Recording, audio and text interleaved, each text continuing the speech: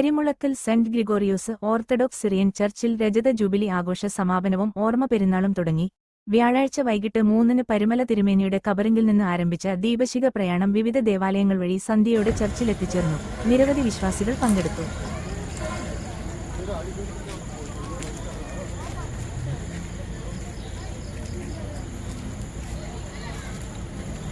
Work ആശ്വാസമാകുന്ന പുണ്യാത്മാവ് ആ പരിശുദ്ധന്റെ കബറിങ്കിൽ നിന്നും ആരംഭിച്ച ദീപശിഖ പ്രയാണമാണ് ഈ വാഹനത്തിന് തൊട്ടുപിന്നാലെ കടന്നു വരുന്നത്.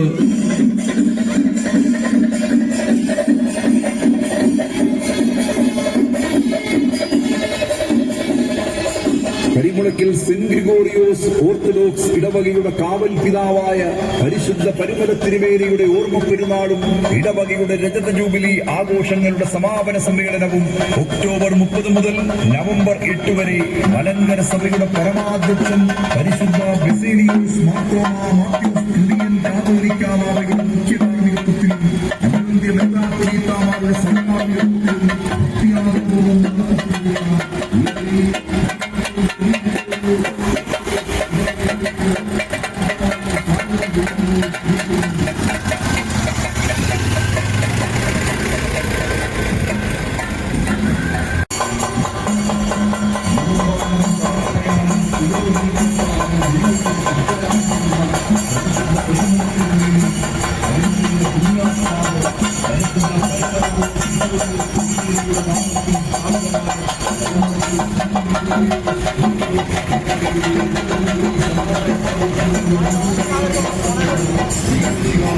പ്പെട്ടവരെ, ഇന്ന് ഈ ദീപശിഖ ഇവിടെ എത്തി അത് സ്വീകരിച്ച് ഈ ദേവാലയ മധ്യത്തിൽ ഇത് സ്ഥാപിച്ചിരിക്കുകയാണ്.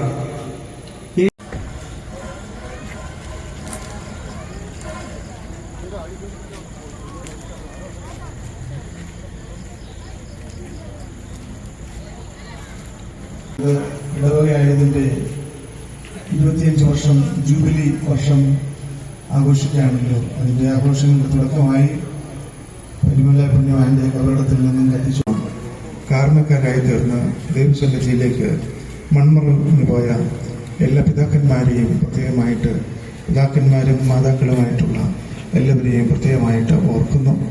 അവരുടെയും അനുഗ്രഹവും പ്രാർത്ഥനയോടും കൂടി ഈ രജത ജൂബിലി ആഘോഷമായി കൊണ്ടാടുവാൻ